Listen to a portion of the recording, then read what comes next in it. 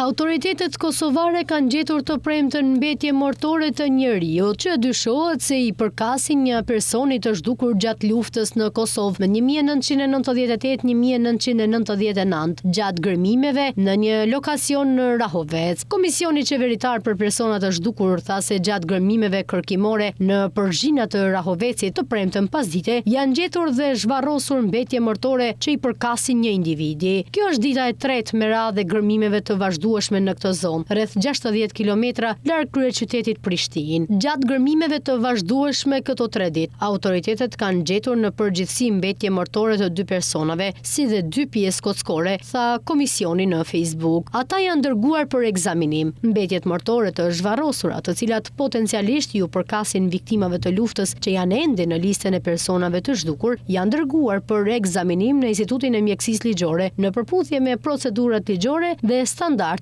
forenzike, thuhet në njoftim. Kohët e fundit, autoritetet janë kryer vazhdimisht gërmime në lokacione të ndryshme ku janë gjetur mbetje mortore që dyshohet se u përkasin personave të zhdukur gjatë luftës së fundit në Kosovë. Gjatë luftës së viteve 98-99 u vranë rreth 13.000 njerëz, ndërsa mbi 1.500 vazhdojnë të jenë ende të zhdukur. Shumica e të vrarve ishin civil shqiptar. Kosova dhe Serbia arritën pajtueshmëri në vitin 2023 për deklaratën e përbashkët për personat e zhdukur në kuadër të dialogut për normalizimin e marrëdhënieve të ndërmjetësuara nga Bashkimi Evropian. Në mesin e zotimeve të bëra ishin qasja e plot në informacionet besueshme, mes tyre edhe ato me status të klasifikuar, vënia në dispozicion të gjitha dokumentave me rëndësi për përcaktimin e fatit personave të zhdukur, si dhe punën e përbashkët përmes një komisioni të kryesuar nga Bashkimi Evropian. Megjithatë, përveç se gjithçka vazhdon të mbetet në letër, me që asnjëra pikë nuk është zbatuar.